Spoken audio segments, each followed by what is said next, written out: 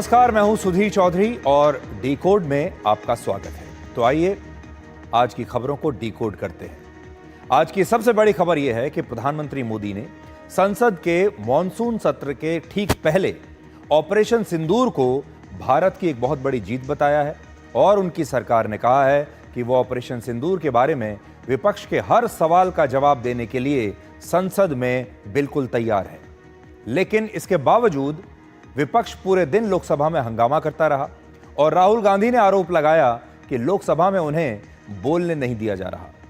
आज हम इस बात का विश्लेषण करेंगे कि ऑपरेशन सिंदूर पर भारत के सर्वदलीय प्रतिनिधि मंडलों ने दूसरे देशों को तो अपने भरोसे में ले लिया, लेकिन हमारे अपने देश के अंदर ही कुछ ताकतें ऐसी बैठी हैं जिन्हें पाकिस्तान की हर बात पर पूरा भरोसा है, जो सोचते हैं कि अगर अमेरिका के राष्ट्रपति डोनाल्ड ट्रंप ने कुछ कह दिया तो वही अंतिम सत्य है, लेकिन उन्हें अपने देश की सरकार और अपनी सेना पर भरोसा नहीं है।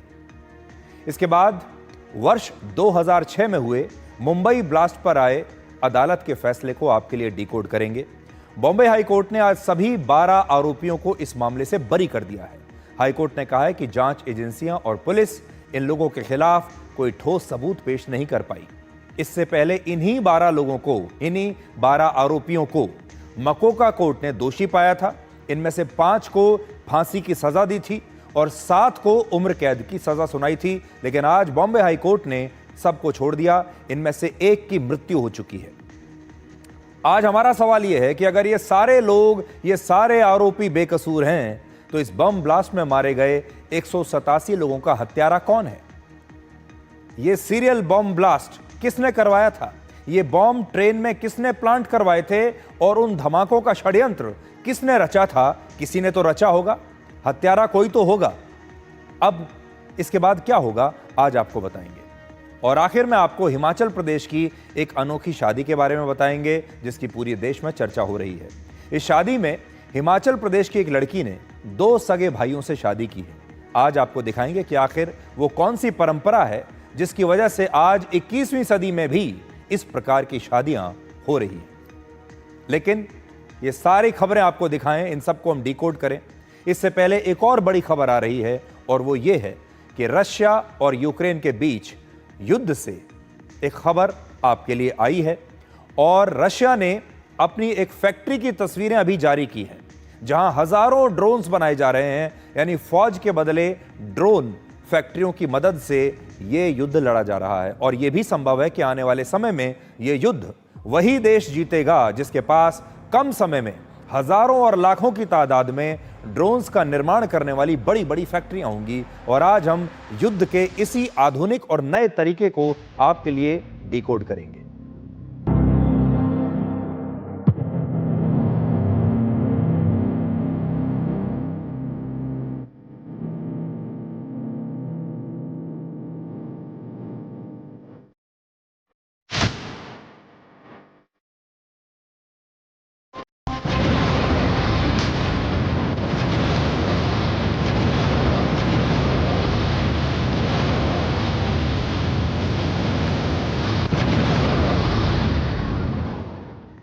ड्रोन्स की कहानी आपको सुनाएंगे, लेकिन उससे पहले आज का नया अपडेट आपको बताते हैं।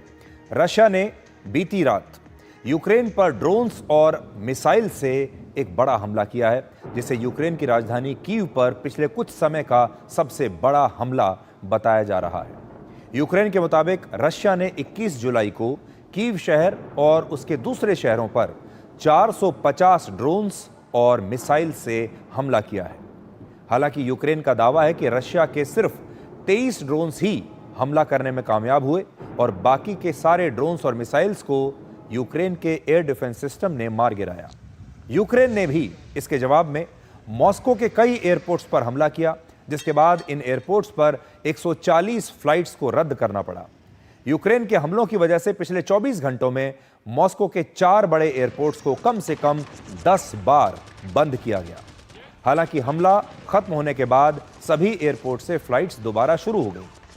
रशिया ने यह दावा किया है कि उसने पिछले 48 घंटों में यूक्रेन के 230 से ज्यादा ड्रोन्स को नष्ट किया है और अकेले मॉस्को में ही 30 ड्रोन्स को उसने मार गिराया है। और इस युद्ध को लेकर इस समय की बड़ी खबर यह है कि रशिया अब यूक्रेन के साथ शांति समझौते के लिए तैयार हो गया है। इससे पहले शनिवार यानी 19 जुलाई को यूक्रेन के राष्ट्रपति ज़ेलेंस्की ने भी रशिया के साथ शांति समझौते की बातचीत का प्रस्ताव रखा। शांति समझौते की बातें तो हो रही हैं, लेकिन हर दिन यूक्रेन और रशिया के हमलों की नई नई तस्वीरें भी आ रही हैं, यानी हमले भी तेज हो रहे हैं। यूक्रेन में कीव सहित कई शहरों में आधी रात से लेकर दिन निकलने तक ड्रोन्स लगातार हमला करते रहे। ऐसे हमलों की वजह से नुकसान के साथ साथ अब यूक्रेन के सैनिकों और वहां के लोगों पर एक मनोवैज्ञानिक दबाव पड़ रहा है। उन्हें लगता है कि यूक्रेन के सभी इलाकों पर अब रशिया के हमलों का खतरा मंडरा रहा है। रशिया के हमलों से बचने के लिए कीव शहर के बड़ी संख्या में लोग इन दिनों वहां की अंडरग्राउंड मेट्रो ट्रेन स्टेशंस पर अपनी रात बिताते हैं। हालांकि अब रशिया के ड्रोन्स इन स्टेशंस पर भी हमला कर रहे हैं, इसलिए ये भी अब सेफ नहीं है। इसलिए कीव शहर के एक ऐसे स्टेशन पर ही सिर्फ जून के महीने में 1,65,000 से ज्यादा लोगों ने शरण ली, जो मई के महीने के मुकाबले 2 गुना है। इसके 2 मतलब हो सकते हैं। पहला ये कि यूक्रेन पर रशिया के हवाई हमलों की क्षमता और तीव्रता दोनों बढ़ रही है, और दूसरा ये कि यूक्रेन का एयर डिफेंस सिस्टम अब रशिया के हमलों को ठीक से रोक नहीं पा रहा है। रशिया ने यूक्रेन के खिलाफ जून के मुकाबले जुलाई में 31% ज्यादा ड्रोन हमले किए हैं। पिछले 1.5 महीनों में रशिया ने यूक्रेन पर 9 बार 400 या उससे ज्यादा ड्रोन्स की मदद से हमले किए। 9 जुलाई को रशिया ने अपना अब तक का सबसे बड़ा हमला किया था, जिसमें यूक्रेन के खिलाफ एक रात में ही 728 ड्रोन्स लॉन्च किए गए। और ऐसा इसलिए हो रहा है क्योंकि रशिया अपनी ड्रोन बनाने की क्षमता तेजी से बढ़ा रहा है। रशिया के रक्षा मंत्रालय ने अपनी एक ड्रोन फैक्ट्री का वीडियो जारी किया है। यह वीडियो आज हमारे पास है, आपको दिखाएंगे। रशिया का यह दावा है कि फैक्ट्री येलाबोगा शहर में है। यह यूक्रेन से करीब 1178 किलोमीटर की दूरी पर है, और रशिया की यह ड्रोन फैक्ट्री लगातार यूक्रेन के निशाने पर रही है। यूक्रेन इस फैक्ट्री को नष्ट करना चाहता है पहले दिन से ही। यूक्रेन के हमलों से जरिए यूक्रेन पर हमले कर रहा है।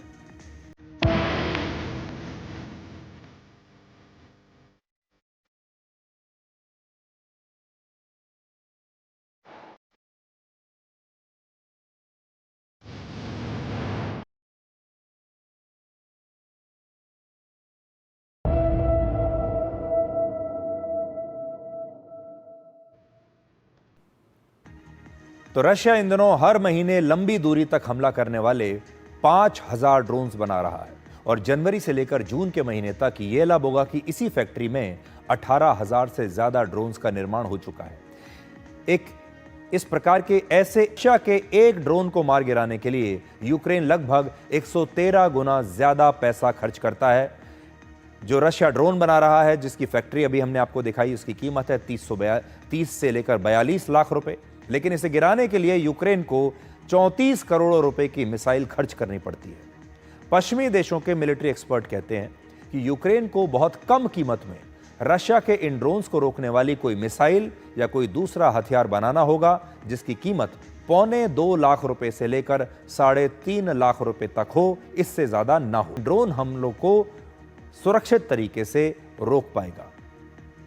और रशिया की इसी ड्रोन फैक्ट्री से एक ऐसी तस्वीर आई है जो शायद आज अमेरिका को बिल्कुल अच्छी ना लगे। वहां रशिया के इंजीनियर्स एक made in America pickup truck की मदद से इन ड्रोन्स को हवा में लॉन्च कर रहे हैं, और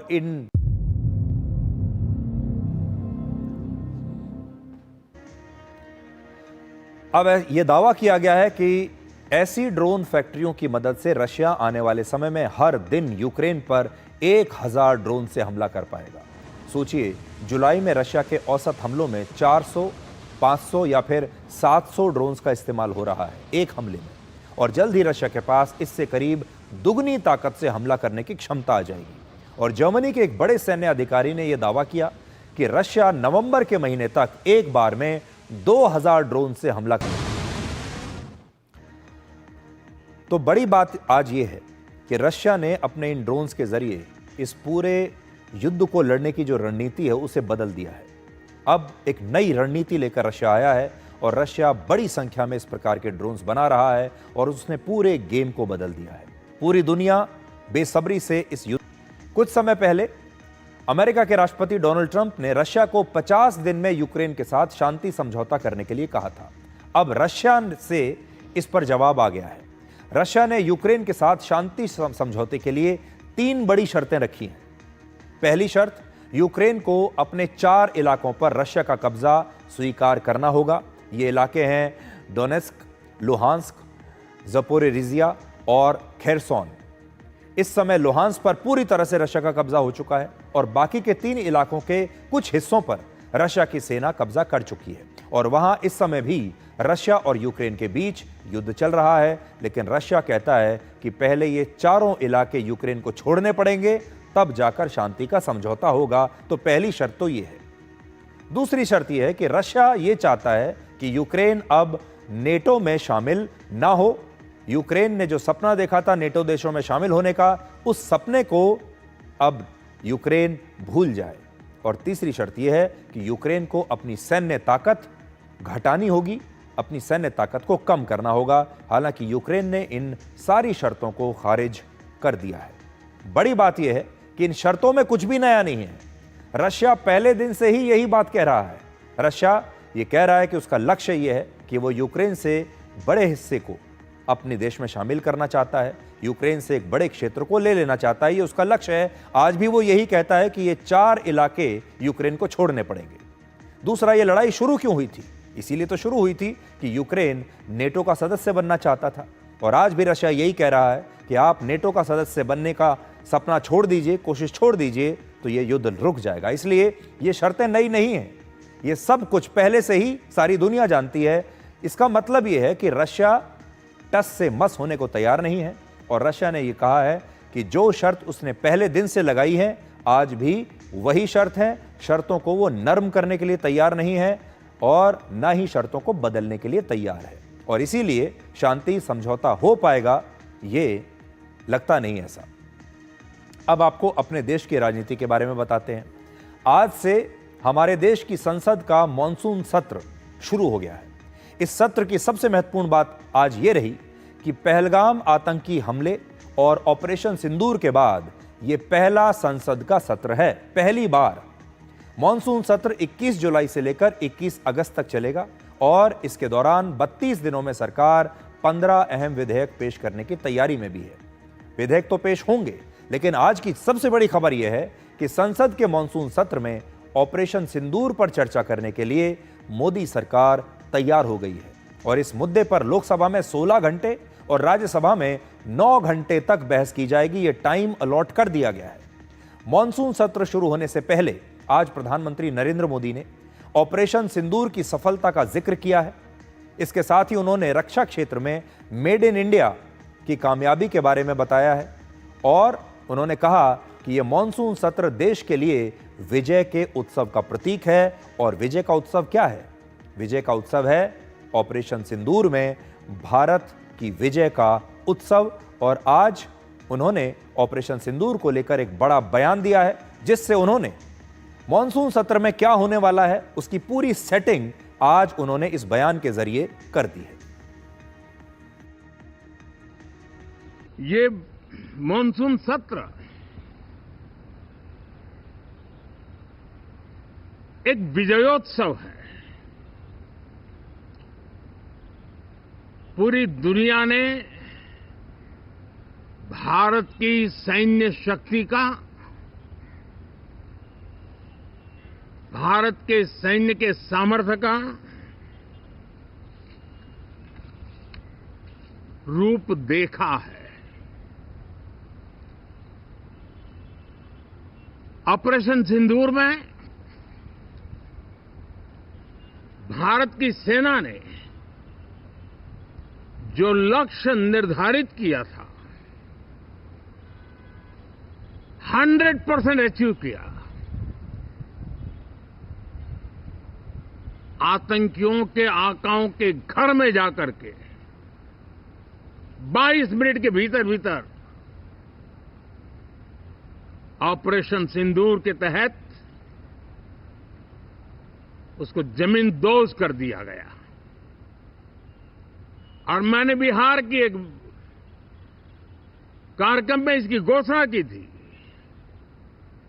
जो हमारी सैन्य शक्ति ने बहुत ही कम समय में सिद्ध करके दिखा दिया, और इसमें मेड इन इंडिया सैन्य शक्ति का ये नया स्वरूप, इस पर भी दुनिया बहुत आकर्षित हुई है। इन दिनों विश्व के जिन जिन लोगों से मिलना होता है तो भारत के इस मेड इन इंडिया जो औजार तैयार हो रहे हैं, उसके प्रति दुनिया का आकर्षण बढ़ रहा है। आपको याद होगा कि ऑपरेशन सिंदूर के तुरंत बाद आतंकवाद पर पाकिस्तान को बेनकाब करने के लिए भारत ने 33 देशों में अपने प्रतिनिधि मंडलों को भेजा था, और इन प्रतिनिधि मंडलों में अलग अलग पार्टियों के सांसद शामिल थे। सर्वदलीय प्रतिनिधि मंडल ये थे, इसमें विपक्ष के सांसद भी थे और तमाम पार्टियों के सांसद इसमें थे। और ये सारे जो हमारे सांसद थे ये दूसरे देशों में गए, इन्होंने पाकिस्तान को बेनकाब किया। भारत ने ऑपरेशन सिंदूर क्यों किया उसके बारे में पूरी दुनिया को बताया और पूरी दुनिया का समर्थन भारत के पक्ष में हासिल किया। ये भारत के लिए एक बहुत बड़ी उपलब्धि थी कि भारत की सभी पार्टियों के नेता भारत के बाहर एक साथ मिलकर एक आवाज में ऑपरेशन सिंदूर की सफलता के बारे में पूरी दुनिया को बता रहे हैं। कितना सुखद था यह जानना और यह देखना कि कम से कम ऐसी घड़ी में सारी पार्टियों के सांसद एक साथ आ गए हैं। और आज प्रधानमंत्री मोदी ने इन सभी सांसदों की तारीफ की। उन्होंने कहा कि इन सभी सांसदों ने दल हित की राजनीति से ऊपर उठकर देश हित के लिए एकजुट होकर अपने तमाम मतभेदों को भुलाकर एक स्वर में पाकिस्तान के आतंकवाद को पूरी दुनिया में जाकर बेनकाब किया। पहलगाम की क्रूर हत्या, अत्याचार, नरसंहार, पूरी दुनिया चौंक उठी थी। आतंकवादी और आतंकवादी के आके दुनिया का ध्यान उनकी तरफ केंद्रित हुआ था, और उस समय दल हित छोड़ करके देश हित में हमारे ज्यादातर दलों के प्रतिनिधि, ज्यादातर राज्यों के प्रतिनिधि विश्व भ्रमण किया, दुनिया के अनेक देशों में गए और एक स्वर से दुनिया के सामने आतंकवादियों का आका पाकिस्तान को बेनकाब करने का एक बहुत सफल अभियान चलाया। मैं आज राष्ट्रहित में किए गए इस महत्वपूर्ण कार्य के लिए उन सभी सांसदों की सराहना करना चाहता हूं, सभी दलों की सराहना करना चाहता हूं। अब आप देखिए कितना बड़ा विरोधाभास है। भारत के प्रधानमंत्री संसद भवन के परिसर पर आकर संसद भवन के परिसर से ऑपरेशन सिंदूर के बारे में बता रहे हैं कि कैसे ये सफल था, कैसे 22 मिनट में हमने पाकिस्तान के इन तमाम अड्डों को नष्ट किया, और वो ये भी बता रहे हैं कि ये भारत के लिए कितनी बड़ी सफलता है। पूरी दुनिया इस बात को मान भी रही है, लेकिन हमारे अपने ही दल, अपने ही देश के कुछ दल, कुछ विपक्षी पार्टियों के नेता इसे मानने के लिए तैयार नहीं है।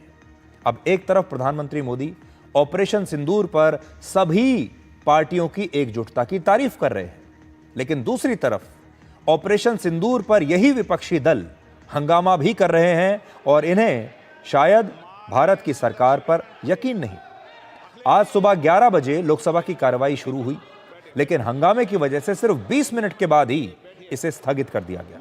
फिर दिन भर लोकसभा की कार्रवाई को 4 बार स्थगित करना पड़ा और आखिर में लोकसभा की कार्रवाई अब कल सुबह 11 बजे तक के लिए स्थगित हो गई। लोकसभा स्पीकर ओम बिरला बार बार विपक्ष के सांसदों से नियमों के मुताबिक चर्चा करने का आग्रह करते रहे, लेकिन विपक्ष के सांसद पोस्टर लेकर लोकसभा के वेल में जाकर हंगामा करते रहे। लोकसभा के स्पीकर का कहना था कि लोकसभा का जो पहला घंटा होता है वो प्रश्नकाल का होता है, क्वेश्चन आवर, और इस दौरान जो सांसद हैं देश भर के वो अपना सवाल पूछते हैं और सरकार उन सवालों का जवाब देती है, इसीलिए इसे प्रश्नकाल कहते हैं। इस दौरान चर्चा नहीं कराई जा सकती, लेकिन विपक्ष के सांसद पहलगाम और ऑपरेशन सिंदूर सहित और भी कई मुद्दों पर प्रश्नकाल के दौरान ही चर्चा करना चाहते थे।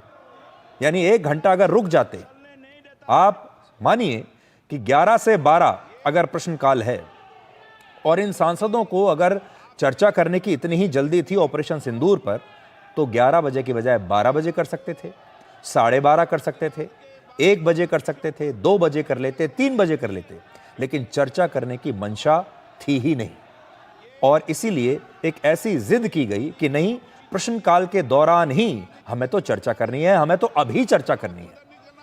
नियमों के मुताबिक किसी संसद सदस्य को प्रश्नकाल में सवाल पूछने के लिए न्यूनतम 15 दिन पहले सूचना देनी होती है, तब जाकर आप सवाल पूछ सकते हैं प्रश्नकाल में। हालांकि स्पीकर चाहे तो वो इस समय सीमा में छूट दे सकते हैं। लोकसभा में पीठासीन स्पीकर बदलते रहे हैं, लेकिन हंगामा होता रहा।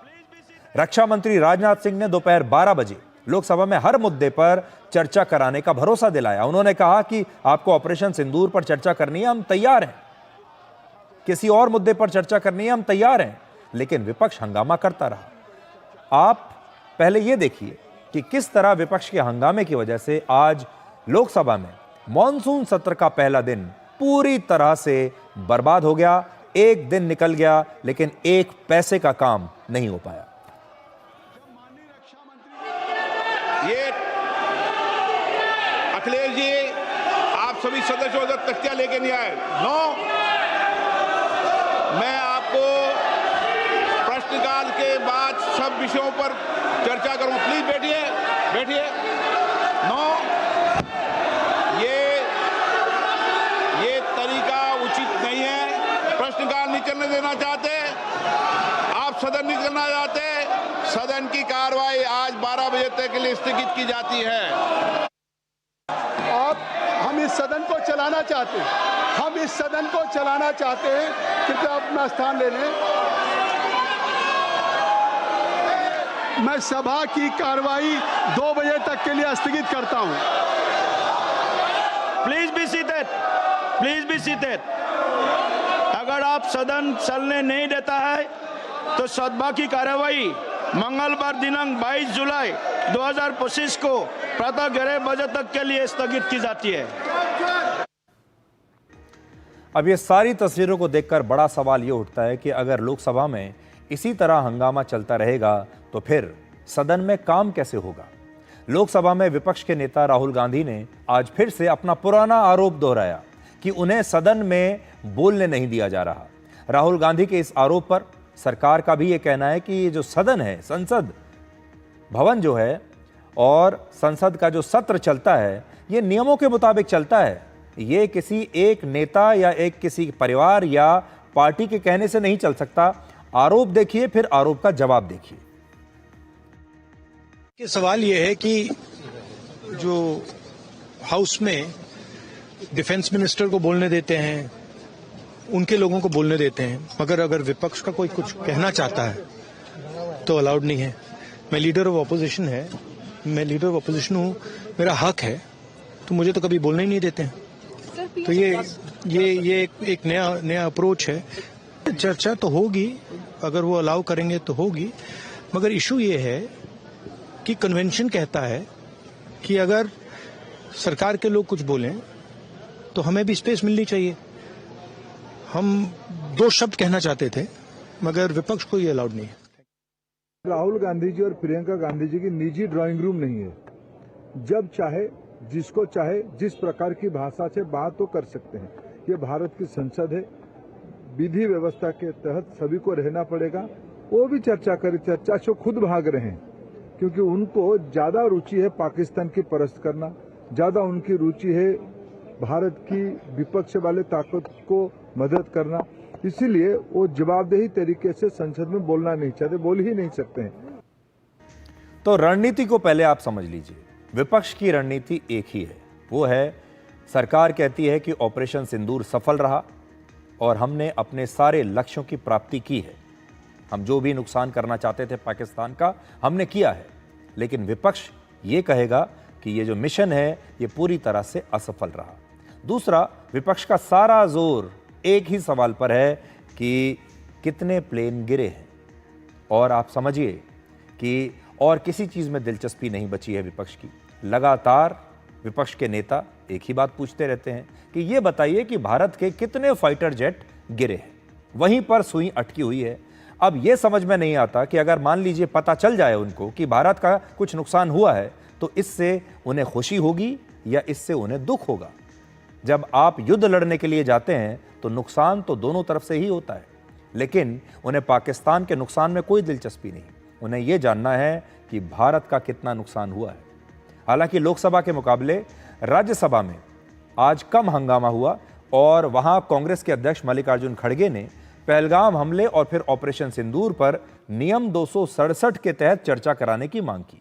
अब ये जो नियम 267 है ये कहता है कि अगर कोई सांसद सभापति से चर्चा कराने की मांग करता है और अगर स्पीकर चर्चा के लिए तैयार हो जाएं तो उस दिन बाकी सभी मुद्दों को छोड़कर सिर्फ उसी मुद्दे पर चर्चा हो सकती है जिसकी मांग कांग्रेस कर रही है। हालांकि ये मुद्दा देश हित या सार्वजनिक हित में होना चाहिए, तब इस पर चर्चा होगी। मल्लिकार्जुन खड़गे की मांग पर केंद्रीय स्वास्थ्य मंत्री जेपी नड्डा ने कहा कि सरकार तैयार है बहस के लिए, लेकिन नियम 167 के तहत। नियम 167 के तहत भी राज्यसभा सभापति की मंजूरी से ही किसी महत्वपूर्ण मुद्दे पर तुरंत चर्चा कर सकती है। हालांकि उस दिन के पहले से तय मुद्दों पर चर्चा को रद्द तब नहीं किया जा सकता। तो दोनों में फर्क है। एक नियम के तहत सारे मुद्दों को रद्द करके सिर्फ एक मुद्दे पर चर्चा होगी और दूसरे मुद्दे के तहत बाकी के जो पहले से नियमित मुद्दे जो लिस्टेड हैं उन्हें रद्द नहीं किया जा सकता। सर, मैंने पहलगाम आतंकवादी हमले और ऑपरेशन सिंदूर के बाद की स्थिति पर रूल 267 नोटिस दिया है। ये रूल्स के मुताबिक ही दिया है जो अपने किताब में है। हम चर्चा करेंगे, हर तरीके से करेंगे और ऑपरेशन सिंदूर के सारी पॉइंट्स को देश और दुनिया के सामने रखा जाएगा। और मैं ये भी बताना चाहता हूं कि आज दिन तक आजादी के बाद इस तरीके का ऑपरेशन नहीं हुआ जो प्रधानमंत्री मोदी जी के नेतृत्व में हुआ है। I am not going into the details of it, but I would like to tell you. अरे गुस्सा मत करो भैया, अरे गुस्सा मत करो। Nothing will go on record, whatever I will say that will go on record, you should know. तो मैं ये बता रहा हूं कि सभापति जी श्रमिक भट्टाचार्य ने on our own under rule 167 Operation Sindoor के बारे में चर्चा रखी है। बिजनेस एडवाइजरी कमेटी में आप समय तय करेंगे। भारत सरकार मोदी जी के नेतृत्व में हर बात की चर्चा करने के लिए तैयार है और हम चर्चा करेंगे। ऑनरेबल मेंबर्स, तो ऑपरेशन सिंदूर के दौरान आपने भारत और पाकिस्तान का युद्ध तो देख लिया, ऑपरेशन सिंदूर तो देख लिया। अब देखिए ऑपरेशन सिंदूर पर होने वाली भारत की राजनीति को। लोकसभा और राज्यसभा में पहलगाम हमले और ऑपरेशन सिंदूर पर चर्चा का समय तय कर दिया गया है। लोकसभा में 16 घंटे चर्चा होगी, राज्यसभा में 9 घंटे चर्चा होगी और यह काफी है। लेकिन बड़ा सवाल यह है कि जब सरकार चर्चा के लिए तैयार थी और अब चर्चा होने वाली ही है, तो फिर बेवजह हंगामा करके मॉनसून सत्र का एक दिन क्यों बेकार कर दिया गया। अब हम उम्मीद करते हैं कि आगे संसद की कार्रवाई ठीक से चलेगी, हर मुद्दे पर चर्चा होगी। पूरा देश सुनना चाहता है इस चर्चा को, पूरा देश सुन रहा है, लेकिन सुनेगा तो तब जब चर्चा शुरू हो। कुछ लोग इस चर्चा को शुरू करना ही नहीं चाहते, सिर्फ चर्चा के बारे में चर्चा करना चाहते हैं, चर्चा शुरू हो ये नहीं चाहते। संसद की कार्रवाई पर हर मिनट 2.5 लाख रुपए खर्च होते हैं, हर मिनट। यानी अगर 6 घंटे संसद की कार्रवाई चलती है तो कुल मिलाकर 9 करोड़ रुपए खर्च होते हैं। लेकिन आज लोकसभा में हंगामे की वजह से कोई काम नहीं हुआ और ये जो सारा पैसा है ये आपकी जेब से जाता है। जो देश का टैक्स पेयर है, आम आदमी जो टैक्स देता है, ये पूरा जो संसद है ये आपके टैक्स के पैसे से चलता है। और आज एक दिन का आपके टैक्स का पैसा बर्बाद हो गया, बेकार हो गया, कोई काम नहीं हुआ और आपको ये बहस सुनने को भी नहीं मिली। ये बात बिल्कुल सही है। पूरा देश जानना चाहता है कि ऑपरेशन सिंदूर के दौरान क्या हुआ था, सरकार का इसके बारे में क्या कहना है, विपक्ष के आरोप क्या हैं, सब सुनना चाहते हैं। लेकिन ये चर्चा शुरू हो तब तो हम सुने। ऑपरेशन सिंदूर के दौरान भारत ने अपने विपक्षी सांसदों के कई प्रतिनिधिमंडलों को 33 देशों में भेजा ताकि भारत इस पूरे मुद्दे पर दुनिया का समर्थन हासिल कर सके, पूरी दुनिया में पाकिस्तान को एक्सपोज कर सके। और हमने किया भी। लेकिन हैरानी की बात यह है कि यही विपक्षी पार्टियां जब संसद में मिलती हैं तो सरकार को नीचा दिखाने के लिए, प्रधानमंत्री मोदी को नीचा दिखाने के लिए ऑपरेशन सिंदूर को असफल बताने लगती हैं। पूछने लगती हैं कि ये तो बताओ कि कितने प्लेन गिरे हैं, और ऐसी बातें करती हैं जिससे सिर्फ पाकिस्तान को फायदा होता है। ऐसे आरोप लगाते हैं जिससे सिर्फ दुनिया हम पर हंस सकती है। ये सारे वो लोग हैं जो पाकिस्तान के दावों पर आंख बंद करके विश्वास कर लेते हैं, लेकिन जो हमारी सरकार और हमारी सेना कहती है उस बात को मानने के लिए तैयार नहीं है। 2 दिन पहले अमेरिका के राष्ट्रपति डोनाल्ड ट्रंप ने यह कहा कि भारत और पाकिस्तान के बीच ऑपरेशन सिंदूर के दौरान 5 फाइटर जेट नष्ट हो गए। उन्होंने ये नहीं कहा, ये नहीं बताया कि ये फाइटर जेट किस देश के थे। उन्होंने एक बार भी ये नहीं कहा कि ये फाइटर जेट भारत के थे। लेकिन हमारे देश के नेता विपक्ष राहुल गांधी ने तुरंत इस बयान को लपक लिया और सीधे सरकार से सवाल भी पूछ लिया कि बताइए वो 5 प्लेन्स का क्या हुआ। जैसे कि पूरा विपक्ष इस बात के लिए बस बेचैनी से बैठा हुआ है कि बस हमें तो ये जानना है कि कितने प्लेन गिरे हैं। भारत जैसे देश की बड़ी चुनौती ये नहीं है कि दुनिया हमारे बारे में क्या कहती है, दुनिया हमें कितना समर्थन देती है। हमारी बड़ी चुनौती इस देश के अंदर से आती है, और वो ये है कि हमारे देश के विपक्षी दल हमारे साथ हैं या नहीं। हमारे देश के विपक्षी नेता, हमारे देश के विपक्ष के सांसद ऑपरेशन सिंदूर के साथ हैं या नहीं। और ऐसी मुसीबत की घड़ी में क्या ये लोग, हमारे देश के विपक्षी नेता, भारत की मदद के लिए आगे आएंगे या नहीं आएंगे?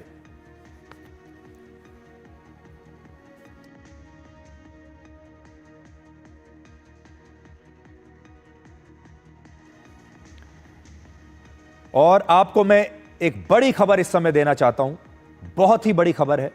और वो खबर यह है कि भारत के उपराष्ट्रपति जगदीप धनखड़ ने अपने पद से अभी थोड़ी देर पहले इस्तीफा दे दिया है। और उपराष्ट्रपति जगदीप धनखड़ ने कहा है कि उन्होंने अपना ये इस्तीफा स्वास्थ्य कारणों से दिया है। उनकी तबीयत ठीक नहीं चल रही है, उनका स्वास्थ्य ठीक नहीं है और इसलिए वो अपने पद से इस्तीफा दे रहे हैं। और उन्होंने भारत की राष्ट्रपति द्रौपदी मुर्मू को अपना इस्तीफा भेज दिया है। और उन्होंने क्या कहा है अपने इस्तीफे में, मैं अभी आपको पढ़कर बताता हूं। ये एक बहुत बड़ी खबर है क्योंकि उपराष्ट्रपति जगदीप धनखड़ जो हैं आज राज्यसभा में मौजूद थे। सदन की कार्रवाई के दौरान वो मौजूद थे। और आपकी स्क्रीन पर ये चिट्ठी इस समय है, और ये उन्होंने जो चिट्ठी लिखी है मैं अभी इसे पढ़ने की कोशिश करता हूं आपके लिए। और वो ये कह रहे हैं कि मुझे जो मेडिकल एडवाइस मिली है मेरे स्वास्थ्य को लेकर, उसकी वजह से मैं भारत के उपराष्ट्रपति के तौर पर इस्तीफा दे रहा हूं। और हमारे संवाददाता शैलेंद्र मिश्रा इस समय हमारे साथ हैं, वो आपको और ज्यादा जानकारी दे सकते हैं इस बड़ी खबर के बारे में। शैलेंद्र, आप बताइए कि उपराष्ट्रपति ने अपना ये इस्तीफा क्यों दिया है और आज ही क्यों दिया है?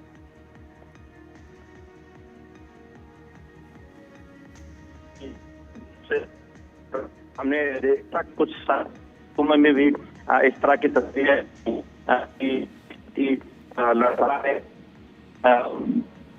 वो खराब बन रही थी। तो अब ये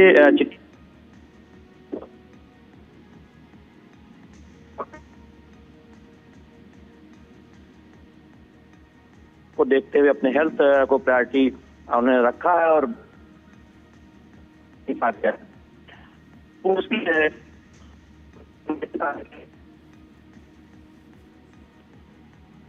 अच्छा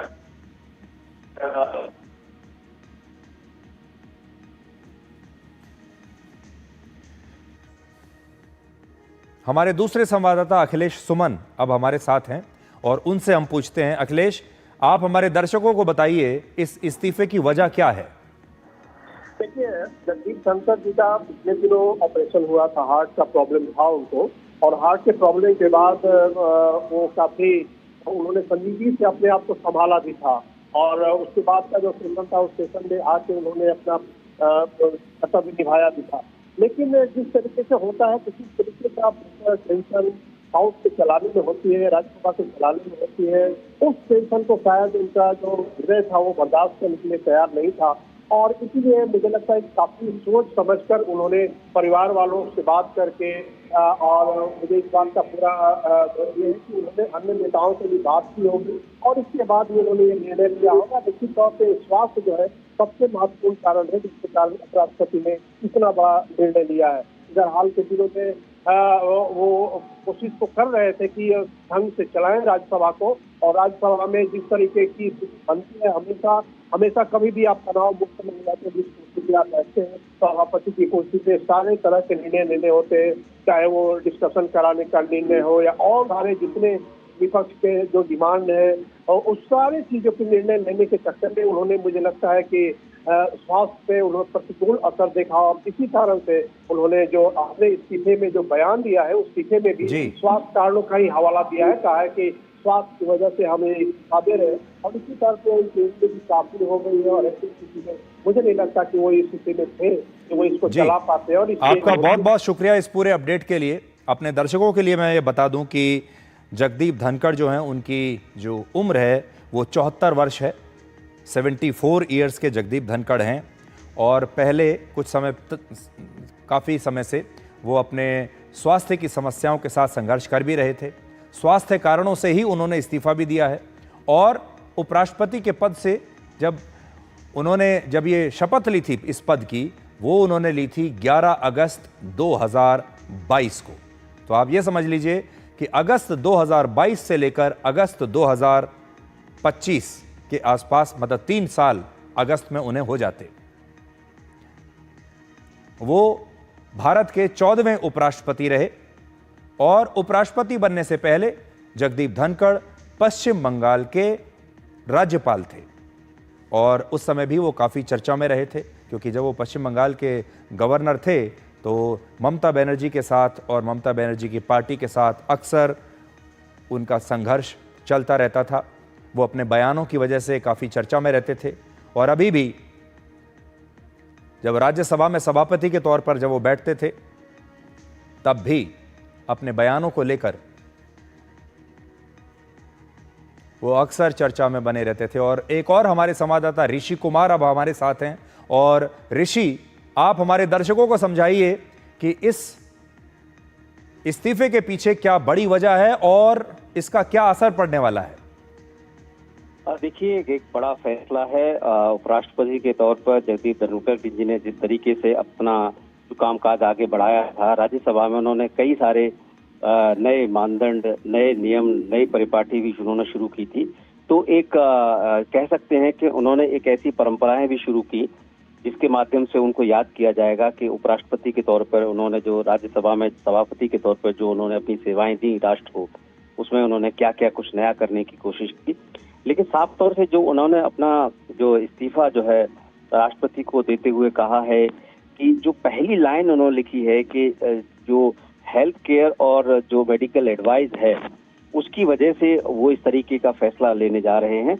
और उन्होंने कहा कि जो संविधान के अनुच्छेद 67A के तहत जो उन्हें इसमें जिम्मेदारी दी गई थी उपराष्ट्रपति के तौर पर, उससे वो अब दूर होना चाहेंगे।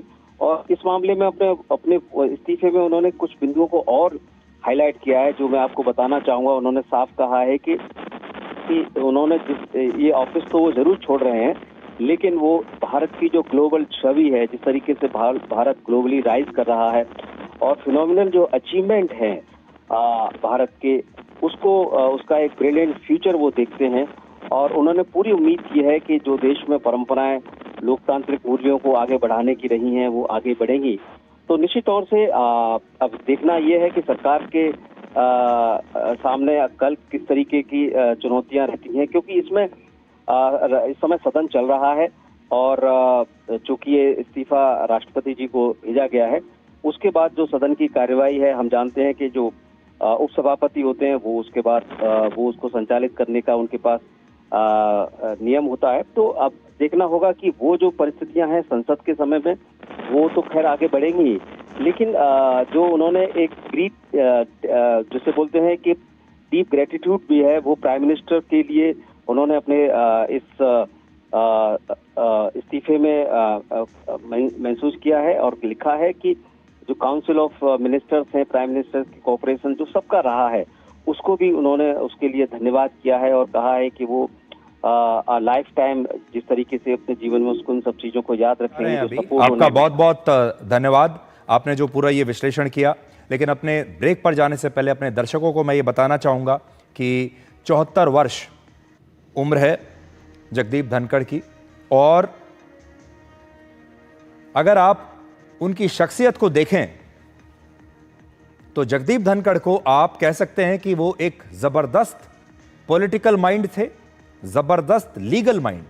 सो राजनीति और कानून दोनों को अगर आप देखें तो ये दोनों का मिश्रण थे। राजनीति की उनकी जो समझ थी वो बड़ी जबरदस्त है, और कानून के जो मामले हैं, संविधान के जो मामले हैं, उनकी समझ भी उनकी बड़ी जबरदस्त थी। तो ये एक बहुत जबरदस्त कॉम्बिनेशन था जिसमें उनका पॉलिटिकल माइंड और उनका लीगल माइंड, उसकी वजह से सरकार को बहुत मदद मिली। जिस प्रकार की चुनौतीपूर्ण स्थितियों का उन्होंने सामना किया, बहुत अच्छे से उन्होंने सामना किया। और अगर आप उनकी पर्सनैलिटी को देखेंगे तो वो बहुत बेबाक माने जाते हैं, जो उन्हें कहना है वो कह ही देते हैं, लेकिन साथ ही बहुत भावुक भी होते हैं, वो काफ़ी इमोशनल हैं, और किसी भी विवादास्पद मुद्दे पर वो खुलकर अपनी राय रखते थे। ये उनके कुछ यूएसपी थे उनकी शख्सियत के। बेबाक हैं, भावुक हैं, खुलकर अपनी राय रखते हैं, और राजनीति को और संविधान को और कानून को बहुत अच्छी तरह से वो समझते हैं। पिछले महीने नैनीताल में एक कार्यक्रम के दौरान जगदीप धनखड़ की तबीयत खराब हो गई थी, और उस समय वो काफ़ी खराब स्थिति में दिख रहे थे। तबीयत उनकी काफ़ी बिगड़ गई थी। जैसे मैंने आपको कहा कि पीछे काफ़ी समय से वो स्वास्थ्य संबंधी समस्याओं के साथ संघर्ष कर रहे थे।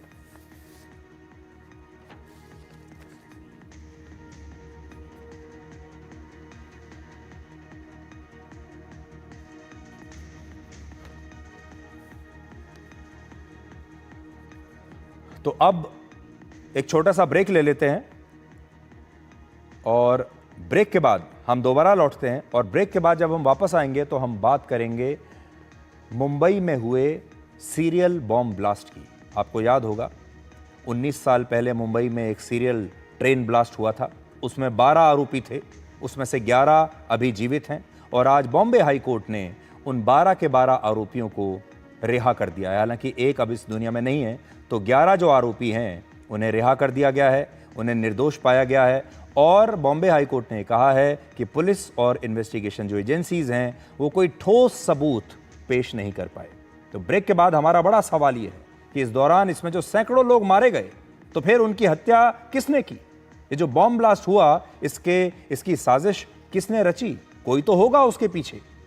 इस पर बात करेंगे ब्रेक के बाद।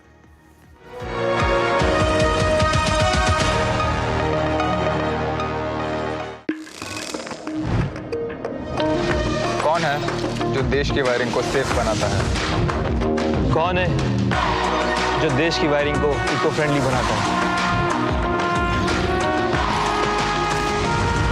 कौन है जो जोड़े देश को?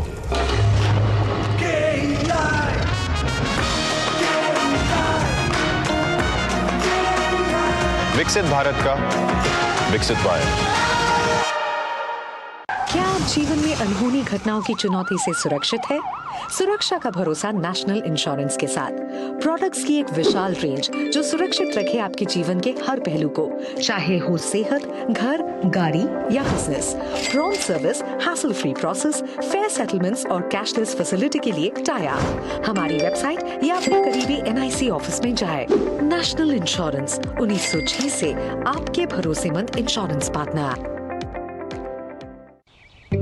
मेरा जो बेस्ट फ्रेंड है ना, वो मेरी रक्षा करता है और मेरी स्किन को सॉफ्ट बनाता है। Savlon glycerine soap.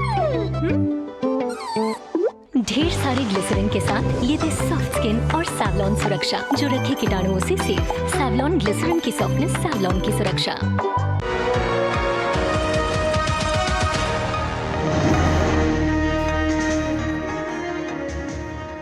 अब हम वर्ष 2006 के मुंबई ट्रेन बम धमाकों से जुड़ी उस खबर को आपके लिए डिकोड करेंगे जिस पर बॉम्बे हाई कोर्ट ने आज सभी 12 आरोपियों को बरी कर दिया है। हमारा सवाल आज ये है कि अगर ये सभी लोग बेकसूर हैं, इसमें जो आरोपी थे 12, ये सारे के सारे बेकसूर हैं, तो इस बॉम्ब ब्लास्ट में मारे गए 187 लोगों का असली हत्यारा कौन है? तो सबसे पहले आपको बताते हैं कि इस मामले पर महाराष्ट्र के मुख्यमंत्री देवेंद्र फडणवीस ने कौन सी बड़ी बात आज कही है।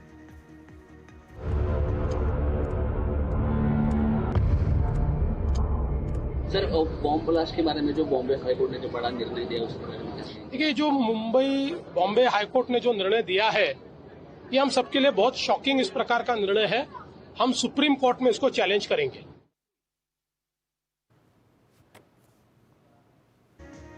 ये तस्वीरें आप देखिए 2006 की। आज भी जब आप इन तस्वीरों को देखेंगे तो आप हैरान रह जाएंगे। आप ज़रा तस्वीरों को देखिए और आपको ऐसा लगता है कि आज 2006 से 2025 हो गया और हम ये नहीं तय कर पाए कि इस हमले के पीछे कौन था, इसकी साजिश किसने रची थी, इसके आरोपी कौन हैं। 187 लोग जो मारे गए, जो ये हालत हुई मुंबई की, इसके पीछे कौन है। आज 25 साल के बाद हम ये तय कर रहे हैं कि जो 12 आरोपी थे उन्होंने कुछ नहीं किया।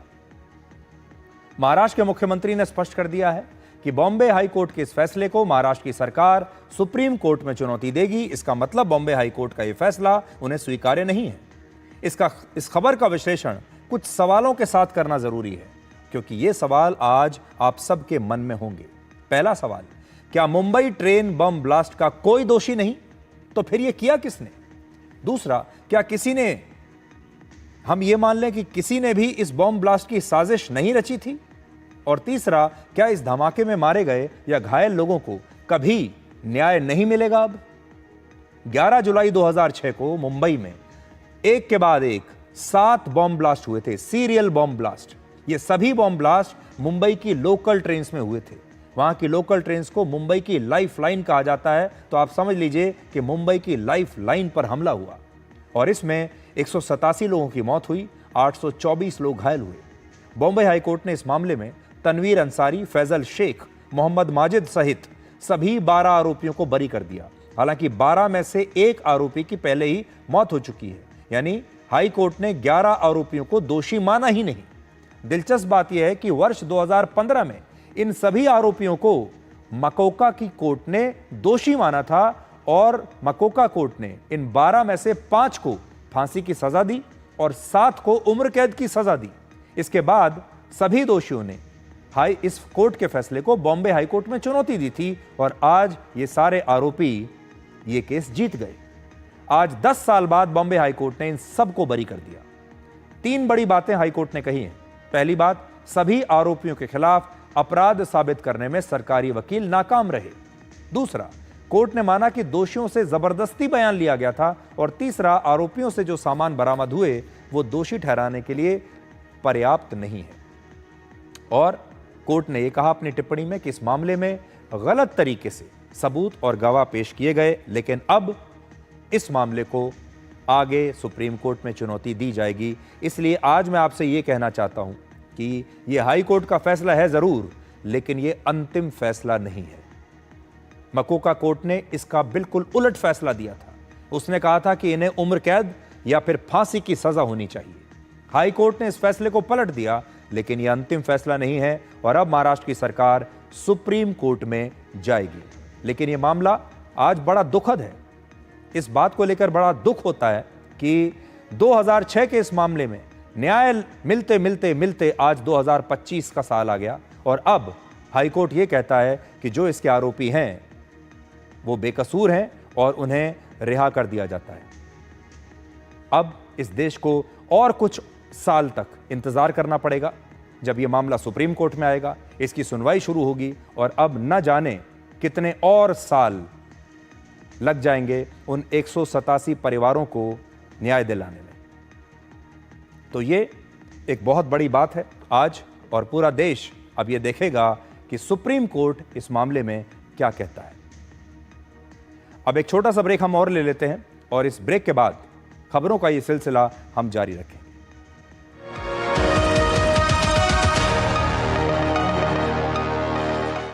कैंट गोल्ड से पानी होता है ज्यादा प्योर, बैक्टीरिया के अलावा हानिकारक सिस्ट भी निकलती है। बिना बिजली से चलने वाला वाटर प्योरीफायर जो पानी को शुद्ध करे और बीमारियों से बचाए। अब हर परिवार होगा स्वस्थ कैंट से। क्या आप जीवन में अनहोनी घटनाओं की चुनौती से सुरक्षित है? सुरक्षा का भरोसा नेशनल इंश्योरेंस के साथ। प्रोडक्ट्स की एक विशाल रेंज जो सुरक्षित रखे आपके जीवन के हर पहलू को, चाहे हो सेहत, घर, गाड़ी या business. Prompt service, hassle free process, fair settlements और कैशलेस फैसिलिटी के लिए टाई अप। हमारी वेबसाइट या अपने करीबी NIC ऑफिस में जाए। नेशनल इंश्योरेंस 1906 से आपके भरोसेमंद insurance partner. Coal India Limited under the Ministry of Coal proudly presents its flagship CSR initiative, Nirman, a support to dreams. Through Nirman, we empower UPSC aspirants from Coal India's coal-bearing regions with ₹1 lakh support once they crack the prelims to help them shine in the mains. In 2024, 6 daughters from coal heartlands turned this support into success. Coal India, 5 decades of unearthing energy. Become a proud Prestigian. Pursue BBA and MBA at PIMR Indore. Get 100% placement support. Industry-focused curriculum. Shaping leaders since 1994. Join PIMR Indore. इस देश की हर माँ, बच्चे, बूढ़े, जवान, खिलाड़ी, doctor, engineer, सबको गाय भैंस की दूध की शक्ति पर भरोसा है। पर जब इन पशुओं को कपिला पशु आहार मिलेगा, तभी तो दूध सिर्फ ज्यादा ही नहीं, शक्ति से भरपूर भी होगा। कपिला पशु आहार, देश का नंबर 1 पशु आहार। ढेर सारे ग्लिसरीन के साथ ये दे सॉफ्ट स्किन और सैवलॉन सुरक्षा जो रखे कीटाणुओं से सेफ। सैवलॉन ग्लिसरीन की सॉफ्टनेस, सैवलॉन की सुरक्षा।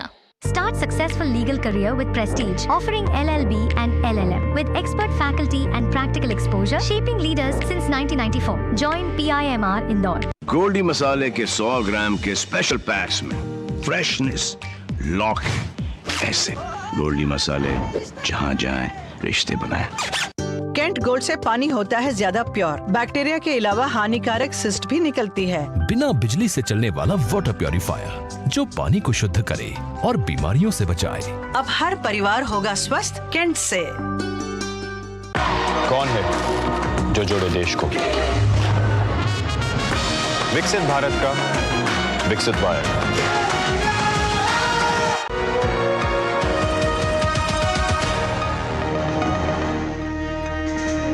आज हमारे पास खबरें तो और भी बहुत सारी थीं, लेकिन समय बहुत जल्दी समाप्त हो गया। पता ही नहीं चला कि कैसे समय समाप्त हो गया।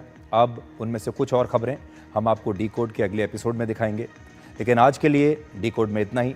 अब आपसे हमारी अगली मुलाकात होगी कल रात 9 बजे। तब तक आप खुश रहिए, सुरक्षित रहिए, स्वस्थ रहिए और न बोलना बड़ी बात है और न चुप रहना बड़ी बात है।